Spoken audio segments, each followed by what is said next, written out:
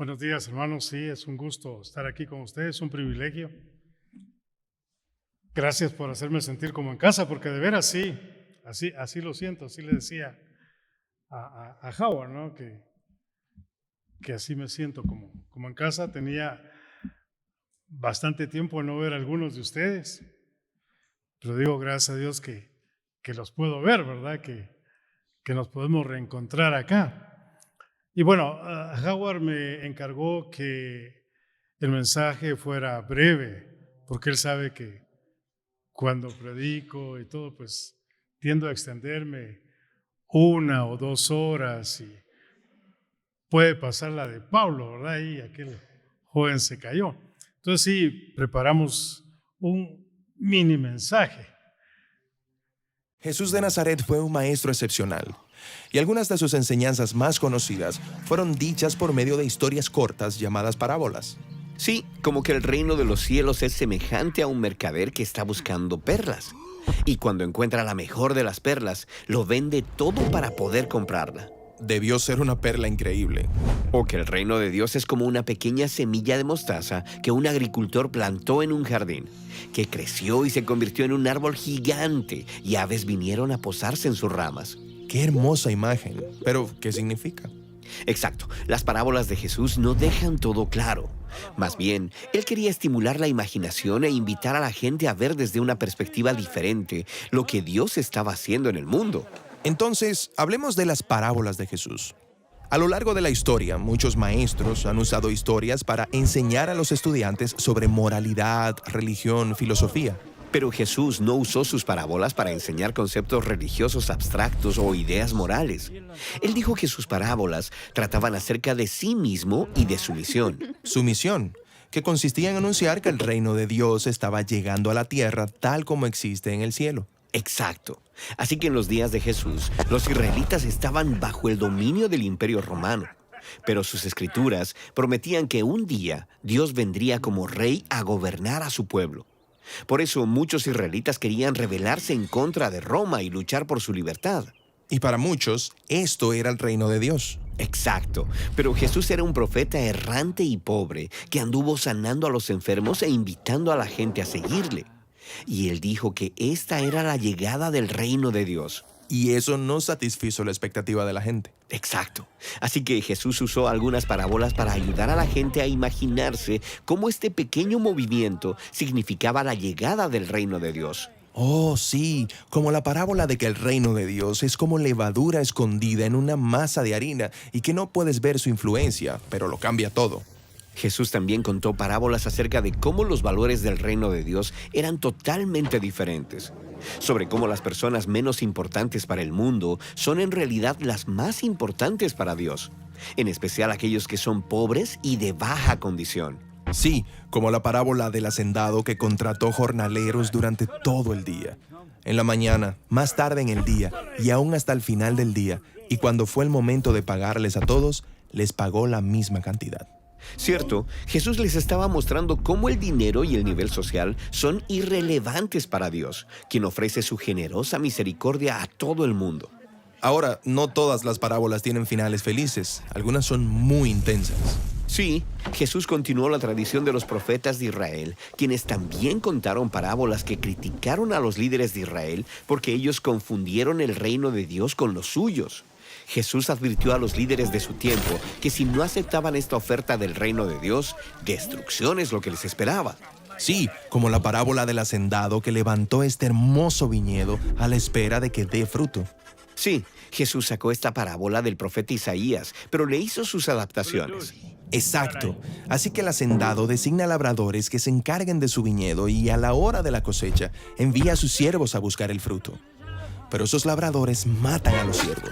Así que el hacendado envía a su propio hijo para que confronte a los labradores, pero a él también lo matan. Así que Jesús le pregunta a las personas a su alrededor, ¿qué creen ustedes que debería hacer el dueño de la viña? Oh, ¿él va a castigar a esos labradores y contratar a otros nuevos? Jesús sabía que si Israel continuaba por su actual camino, serían destruidos por Roma. Así que en parábolas como estas, Él está forzando a la gente a tomar una decisión sobre su oferta del reino de Dios. Y ahora las personas van a rechazarlo, ignorarlo o confiar en Él y seguirlo? Pero si este mensaje del reino de Dios es tan importante, ¿por qué esconderlo en parábolas? ¿Por qué no dejarlo más claro? Bueno, a través de acertijos y parábolas, Jesús podía decir cosas muy atrevidas que revelaban la verdad para aquellos que fueran de mente abierta. Para aquellos que tuvieran oídos para oír, podían ponderarlas y entenderlas con mayor profundidad. Pero las parábolas también escondían su mensaje de aquellos que estaban en su contra, de manera que Él pudiera ganar más tiempo. ¿Ganar más tiempo? ¿Para qué? Pues Jesús estaba preparando a sus seguidores más cercanos para la sorpresa más grande de todas. Jesús comunicó que el Dios de Israel estaba llegando para reinar sobre su pueblo, pero no a través de la coerción o la violencia, sino a través del amor sacrificial, al igual que Él iba a morir por los pecados de ellos. Pero su muerte no sería el final. Exacto. Él dijo que su muerte sería como una pequeña semilla sembrada en la tierra, que luego crecería y produciría una cosecha con muchas otras semillas. Así que estas parábolas explicaban quién era Jesús y cuál era su plan. Y los autores del Evangelio han preservado estas parábolas para que cada generación de seguidores de Jesús puedan leerlas y ponderarlas. Y puedan imaginar cómo el reino de Dios sigue operando aún hoy en día. Exacto. Estas antiguas parábolas están llenas de sorpresas y desafíos. Son como un almacén lleno de tesoros, algunos nuevos y otros viejos. Y todo está ahí, esperando ser descubierto. Ese fue el mensaje de hoy. Muy bien.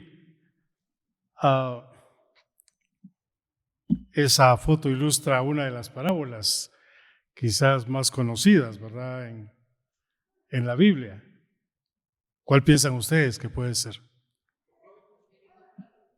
¿Perdón? Sí, así es, el hijo pródigo.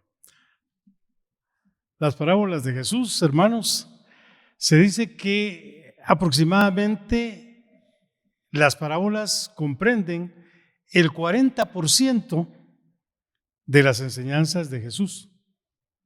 Imagínense, tan importantes fueron que nosotros podemos ver en este cuadro, y un poco más cercano, no están muy grandes ahí para ustedes, pero ahí ustedes pueden ver una lista de las parábolas distribuidas en los distintos evangelios.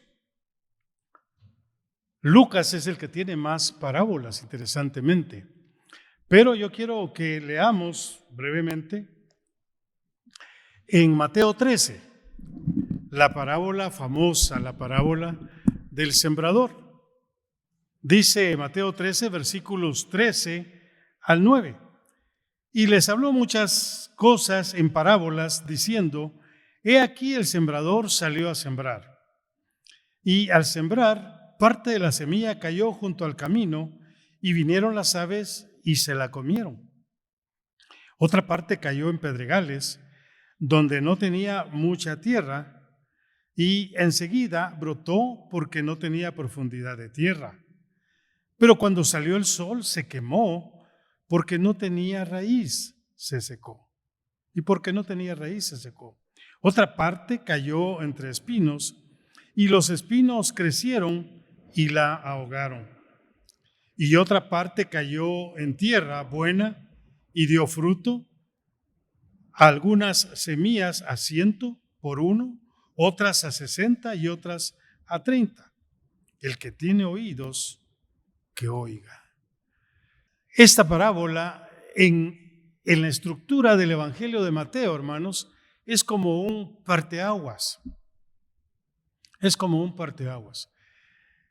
En el Evangelio de Mateo, Jesús inicia su ministerio, pues tenemos el anuncio de su nacimiento, todo aquello bonito, ¿verdad?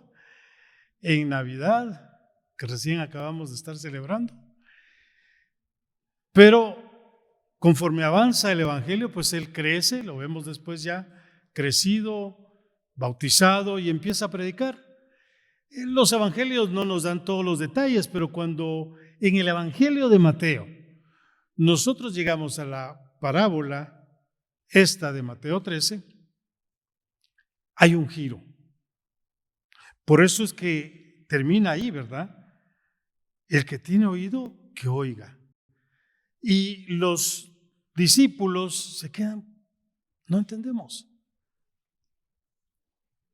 Y luego Él les explica, y de acuerdo a Marcos 4, que es donde repite también esta parábola, Jesús les dice en Marcos 4 que esta parábola hay que entenderla para poder entender las demás parábolas.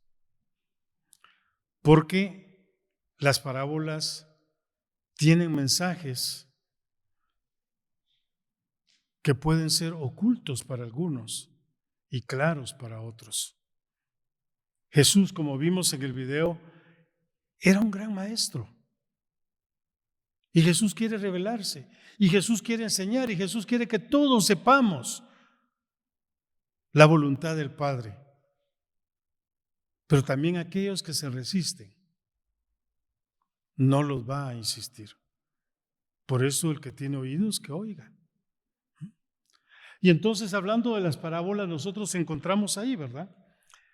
Por lo menos 3 tipos de parábolas. Ustedes pueden ver ahí parábolas de similitud, parábolas de historia ejemplar, lo que algunos llaman propiamente una parábola, y algunos han catalogado el capítulo 4 de Marcos como una alegoría.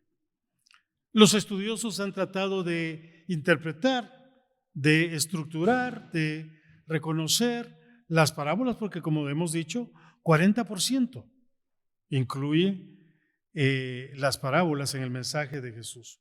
¿Cómo podríamos definir y usar o usó Jesús la parábola? Básicamente, una parábola es una ilustración, como lo vimos ahorita en el video. Es una ilustración, algunos han dicho, una metáfora extendida.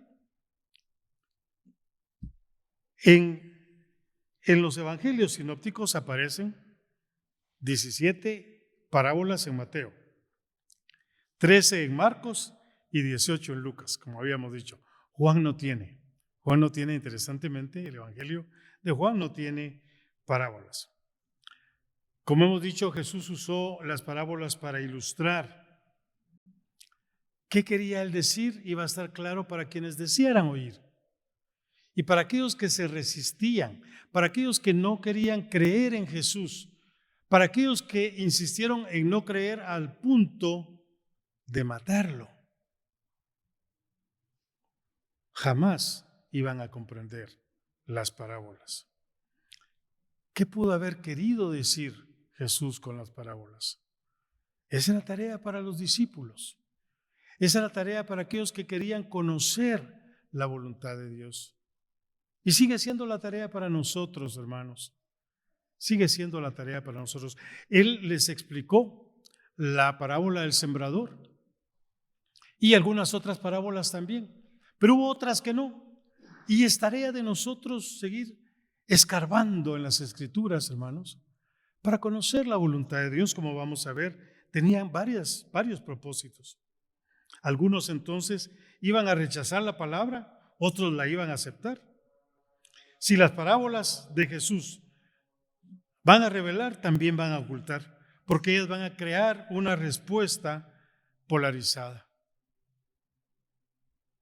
O las aceptamos o las rechazamos. Y eso fue lo que pasó con la audiencia de Jesús, con la audiencia original de Jesús. La recibimos de buena gana, como la parábola del sembrador, ¿verdad? Cayó en buena tierra y dio fruto. Y hermanos, estamos nosotros en nuestra vida cristiana llamados a eso. Cada domingo, cada vez que ustedes se reúnen, cada vez que nos reunimos alrededor de la palabra, escuchar la palabra de Dios, nuestro corazón se convierte en un terreno. ¿En qué terreno está cayendo? ¿En qué terreno cayó? En la audiencia de Jesús. En cuanto al mensaje de las parábolas, ellas son frecuentemente invitaciones a cambiar de conducta encaminadas hacia el tema del discipulado. Como ustedes pueden ver, o van a ver, porque estoy viendo que están leyendo, ¿verdad?, los evangelios. Entonces, como ustedes pueden leer, Jesús vez tras vez, en los evangelios está desafiando a su audiencia, pero principalmente a los 12. los desafía a que crean, los desafían a que cambien su conducta, a que sean diferentes. Porque ese es el mensaje que les queda. Ese es el mensaje que le queda porque él ha venido predicando y predicando, pero donde él ve la resistencia de la gente. En el caso de Mateo 13, si ustedes observan en el capítulo 12 de Mateo, está el peor pecado que pudieron haber cometido. Decir que Jesús hacía los milagros por Belcebú, por Satanás. Y entonces cuando Jesús nota esa dureza de corazón, decir que Jesús hace esto, entonces dice, vamos con parábolas, para que el que quiera entender, entienda, y el que no, no. Y entonces inmediatamente en el capítulo 13 encontramos toda una serie de parábolas. Cambiar de conducta. Y a través de esta conducta va a cambiar a través de esas ilustraciones espirituales que tienden a desafiar. ¿Cómo nosotros podemos interpretar las parábolas? Bueno, aquí una ayuda, porque a veces cuando estamos leyendo, ¿verdad? ¿Qué hay aquí? ¿Qué hay acá? Algunos detalles para cómo podemos nosotros interpretar las parábolas. Bueno, debemos de recordar que las parábolas son metáforas extendidas. Por ahí creo que va a aparecer en la pantalla. Las parábolas son metáforas extendidas, son comparaciones.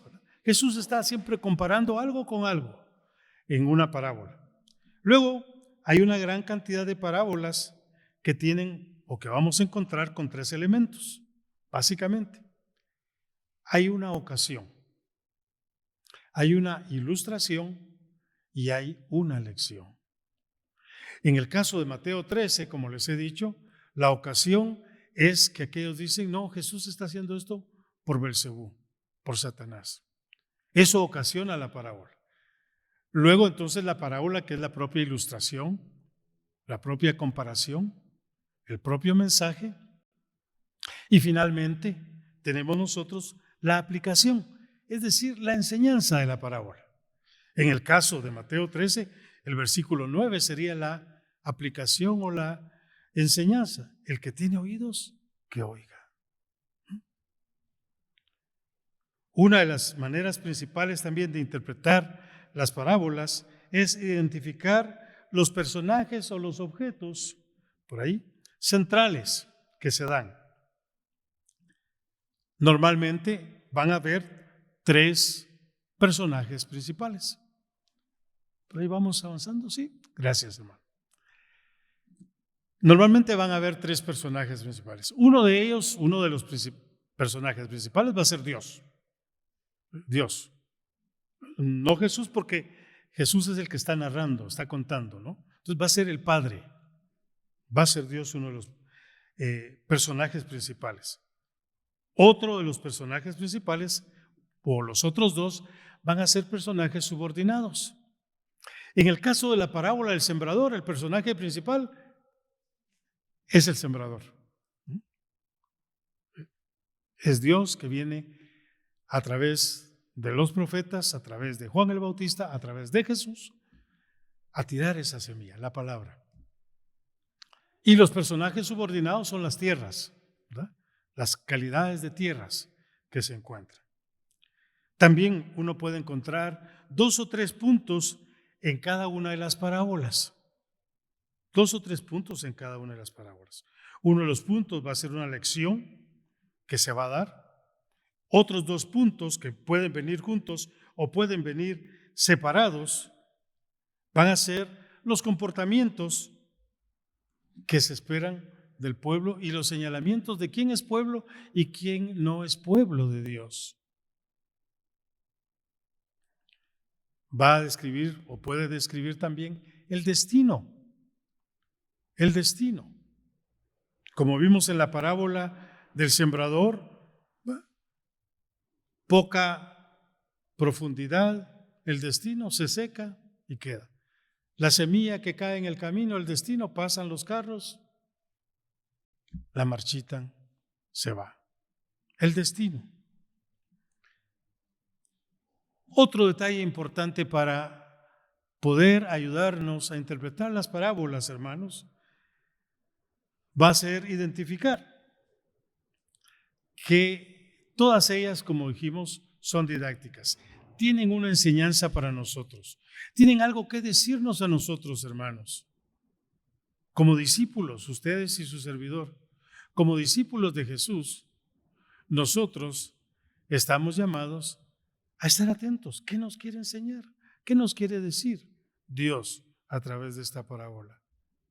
¿No? Hay un mensaje para nuestra vida diaria. Entonces, son didácticas. Por otro lado, también cada una de las parábolas va a tener un elemento cristológico. Es decir, aunque Dios es el personaje principal normalmente, Cristo va a ser el centro de todo esto, el centro de todos los mensajes de las parábolas. O el mismo mensaje que está personificado en Jesús, cuando habla de la parábola, de la perla, cuando habla del tesoro perdido. Todo eso tiene un mensaje cristológico, tiene una señal cristológica, apunta a Cristo para que nosotros aprendamos de Cristo, porque Él viene a ser nuestro ejemplo.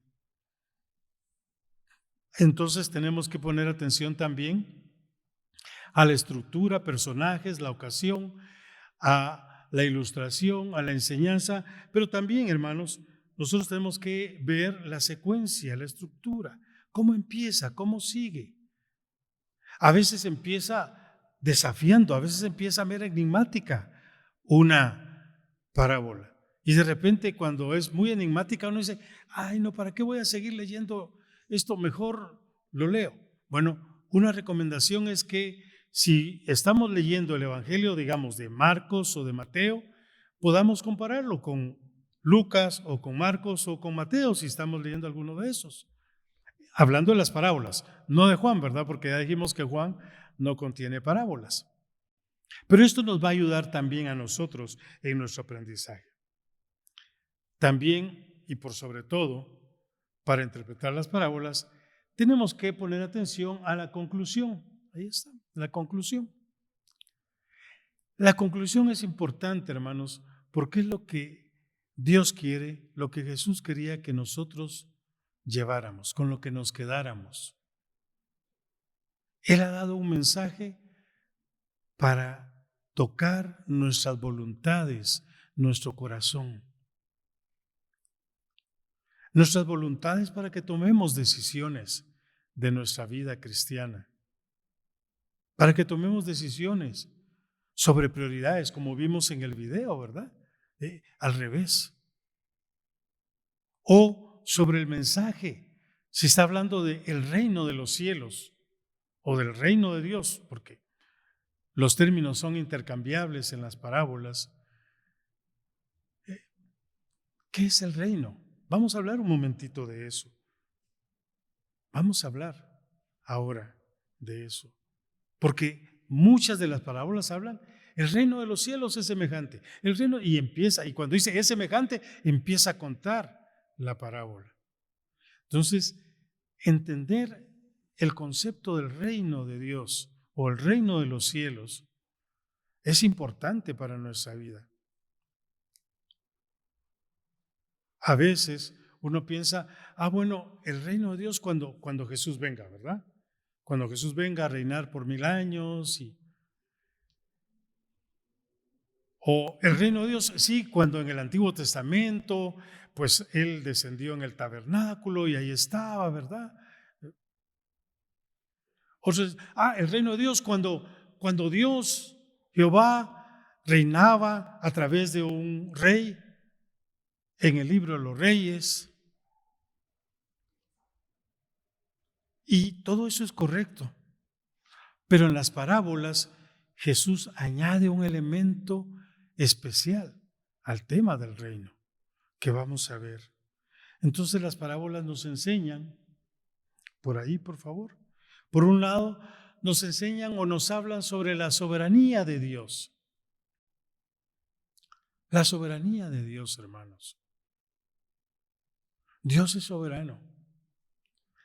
Y Jesús quiere que los discípulos entiendan esta soberanía de Dios. Porque si nosotros como hijos de Dios ahora actualmente, hermanos, no entendemos el concepto de soberanía de Dios, nos vamos a sublevar. ¿Sí? Nos vamos a sublevar. Como en la historia de Israel, no una, sino muchas veces el pueblo se sublevó. Empiezan a sublevarse contra Moisés, porque no entienden la soberanía de Dios. Y Dios está diciendo, mira, voy a matar a este pueblo, ya estoy cansado de ellos. Y Moisés dice, no, Señor, no. ¿Qué van a decir? Que no pudiste llevar a este pueblo. Porque el pueblo no entiende la soberanía de Dios, no entiende el plan de Dios, no entiende hacia Dios, no entiende hacia dónde Dios está dirigiendo a su pueblo, la historia, el mundo, las situaciones. Ahorita veíamos, ¿verdad? La situación en Irán. Y uno a veces se puede poner pesimista. Este mundo, ¿para dónde va? Con tanta revolución, con tanta enfermedad, con tanto problema, con el clima como está.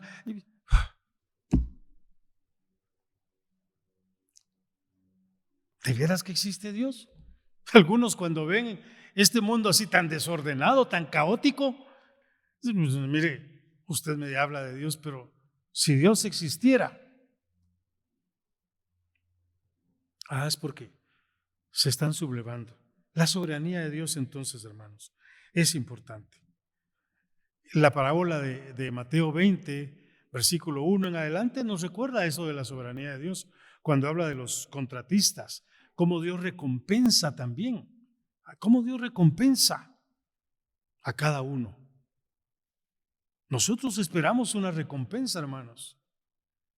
Por eso nos esforzamos por obedecerlo a Él. Por eso vivimos para obedecerlo. Por eso somos sus súbditos, porque Él es soberano y nosotros súbditos. Y Él nos va a recompensar. También nos enseñan las parábolas acerca del pueblo de Dios. Y cuando hablamos del pueblo de Dios estamos pensando en el discipulado. Me fascinan a mí los evangelios porque más que hablar, y tampoco lo vemos en las epístolas, ¿verdad? Pero hablo del discipulado, de los evangelios por el discipulado. Porque cuando nosotros vemos los evangelios, hermanos, y vemos la invitación que Jesús hace,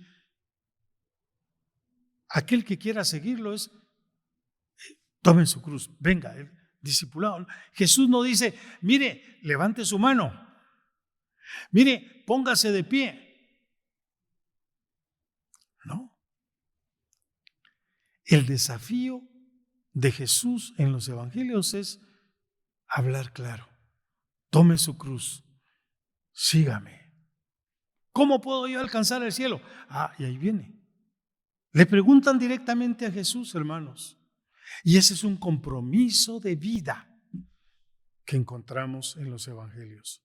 Es un compromiso de vida, un cambio de carácter, un cambio de valores que desafían. Pone el reino al revés, como vimos en el video. Hermanos, ese es el pueblo de Dios. Queremos ser pueblo de Dios. Estamos llamados a ser así, de esa manera. ¿Cómo empieza el Evangelio de Mateo? Antes de llegar al capítulo 13, ¿verdad? ¿Cómo empieza? Felices, dichosos.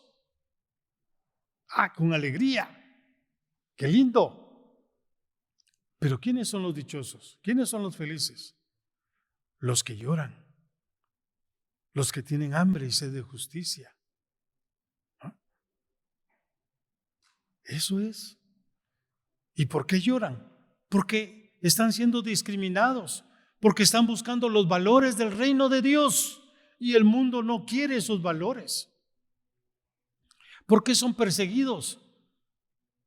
La pregunta es, pregúntenle a un cristiano de Irán o de Corea del Norte para hablar de nuestros tiempos. O no nos vayamos tan lejos.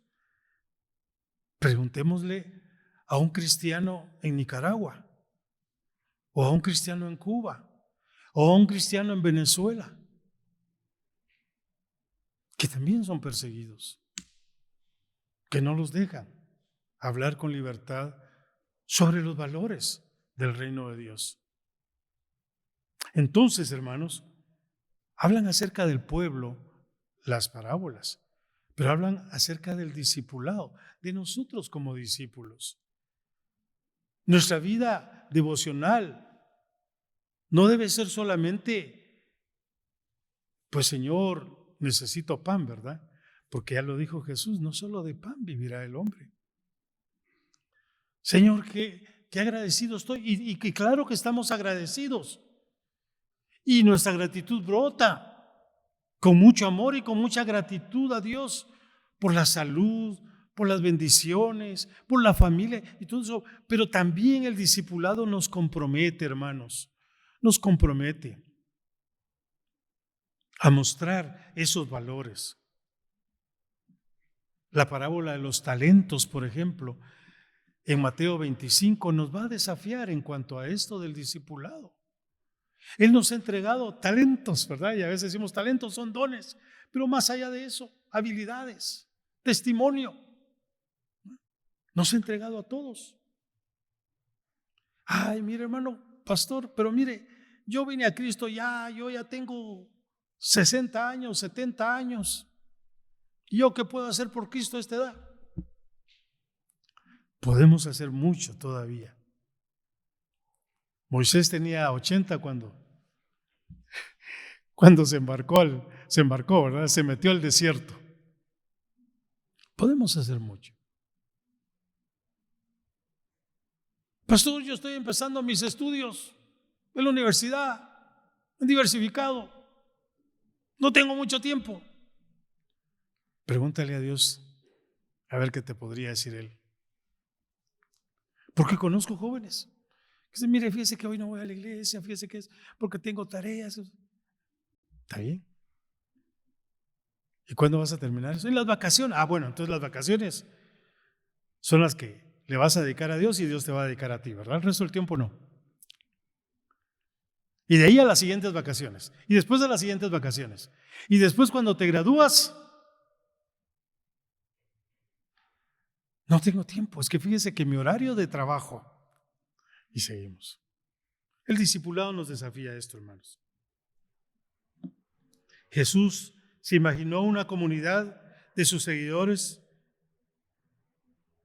proporcionando un modelo de vida contrastante unos con otros, hacia ellos mismos y hacia las generaciones siguientes, porque ellos iban a enfrentar un mundo más caótico que el de Jesús. Y así lo vemos en la historia con los emperadores romanos. Bueno, también, tercero, ¿verdad? Nos enseñan acerca de lo que no es el pueblo de Dios. En el caso del trigo y la cizaña, ¿verdad? ¿Quién es el pueblo de Dios? Es el trigo. Pero también muchas parábolas hablan de la cizaña, los que no son el pueblo de Dios.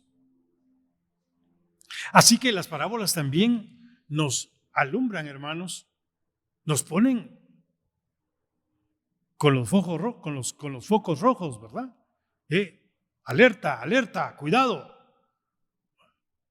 Yo tiendo a decir, no todo lo que brilla es oro. No todos son pueblo de Dios. Y en nuestras iglesias, hermanos, es así. Nuestras, digo en plural, ¿verdad? Mensaje de Vida y otras cuantas que estamos reunidas hoy aquí en Guatemala y por otros lados. No todos somos pueblo de Dios. A nuestras iglesias no todos. Y debemos de cuidarnos nosotros, unos a otros. Y ser precavidos. Porque siempre hay lobos, ¿verdad? Porque siempre hay quienes quieren destruir al pueblo de Dios. En Mateo 3 nosotros vemos cómo los fariseos y los saduceos producen, dice Jesús, frutos que no son. los que deberían de ser para un líder religioso. También nos van a enseñar, ahora sí, acerca del reino de Dios. Acerca del reino de Dios. No es solamente un reino escatológico, no es solamente un reino que vamos a esperar, que está allá en el futuro. Las parábolas nos ponen en el centro, a nosotros en el ya, el reino de Dios. Las palabras de Jesús en Lucas capítulo 10 y en Lucas capítulo 17 aclaran esto del reino de Dios. Él dice, el reino de Dios ya está presente. El reino de Dios está en medio de ustedes. Pues, ¿dónde está? No lo hemos visto. Aquí está el rey. Aquí está el rey. Miren cuántos no quisieran fotografiarse con Donald Trump. Tal vez algunos no, tal vez otros sí. ¿Cuántos no quisieran fotografiarse con algún héroe, con algún atleta de sus preferencias? ¿Verdad? Con algún artista. Admiramos artistas, atletas, políticos, un premio Nobel. Pero hermanos, ahí estaba el reino, porque ahí estaba el rey. Y nosotros tenemos al rey, hermanos. Lo tenemos. Vivimos en un mundo tan materialista que a veces nuestros sentimientos, nuestra sensibilidad no se presta para eso. Finalmente, hermanos, porque si no me van a tener que bajar de aquí. Finalmente, hermanos, somos entonces instruidos y desafiados a través de las parábolas a vivir vidas más genuinas. A vivir vidas más genuinas. Como seguidores de Jesús, como miembros de su iglesia, como miembros de su cuerpo, a vivir vidas genuinas, transparentes, vidas que honren a Dios, vidas que manifiesten el carácter de Cristo en nuestro rostro, en nuestro cuerpo, en nuestro trato, unos con otros aquí entre ustedes. Yo les he dicho, y gracias a Howard por invitarme, ¿verdad? Porque de veras yo me siento como parte de la iglesia. El cariño que ustedes me han mostrado siempre que vengo. Yo le decía a Howard, ahorita me dan ganas de quedarme de una vez. Hermanos, que eso no se pierda entre ustedes, que no se pierda, que lo mantengan siempre. Porque eso es lo que Dios quiere y lo que Dios enseña a través de las parábolas. Las parábolas, hermanos, entonces fueron inauguradas con esa parábola del sembrador, ese parteaguas. Y cuando Jesús da la parábola, entonces, si ustedes siguen leyendo en Mateo 13, Él afirma su rostro y se empieza a encaminar hacia Jerusalén, porque Él sabe que allá está su destino, en la cruz. Tan linda la historia de la Navidad, nos alegra. Pero las parábolas nos advierten de que Él se vio en la necesidad de hacer eso, porque no todos iban a recibirlo, porque Él pronto iba a partir y porque era necesario dejar lecciones adecuadas para sus discípulos. Nosotros somos discípulos, hermanos, si tomamos la cruz cada día y lo seguimos, desafiados a ser parte del reino presente de Jesús en esta tierra. Oremos. Nuestro Dios y Padre, te alabamos por darnos a tu Hijo para dejarnos estas enseñanzas que sean útiles a nuestras vidas, que son útiles, Señor. Padre, que no seamos como los falsos religiosos, como los fariseos, los escribas, los saduceos, Señor, que endurecieron su corazón, sino que nuestro corazón esté sensible a tu palabra, a escarbar, a investigar en los misterios del reino tuyo, para perfilar nuestro carácter y nuestra vida, acorde a tu voluntad. Que así sea, Padre. Te lo pedimos en el nombre de nuestro Señor y Maestro Jesucristo. Amén. Bendiciones.